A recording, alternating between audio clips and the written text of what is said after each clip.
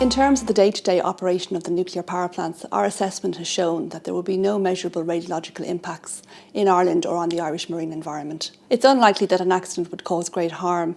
For the range of accident scenarios that we looked at, we would require, if the wind was blowing towards Ireland and there were certain weather patterns, it would require that food and agriculture protective measures would be put in place. The introduction of food measures would have some economic consequences, obviously in terms of exports for Ireland and also for people involved in the food industry, from farmers to food producers. The report looks at the potential radiological impacts on Ireland of new nuclear power plants that are proposed to be built in the UK.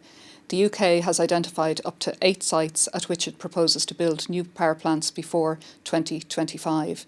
And what we've done is we've imagined what those power plants might be, and we've looked at the potential release of radioactive material from them.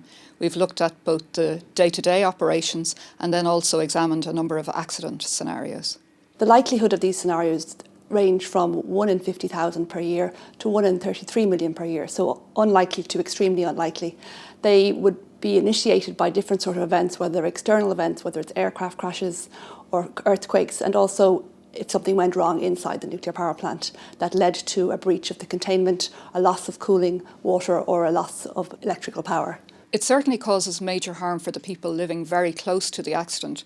But remember, in Ireland, we're quite a distance away from the nearest site at which it's proposed to build a nuclear power plant.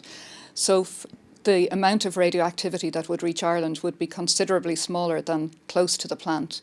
The kind of levels that we estimate that would reach Ireland, even in the event of the most severe accident, would require the introduction of food controls, but it wouldn't have immediate health implications for people.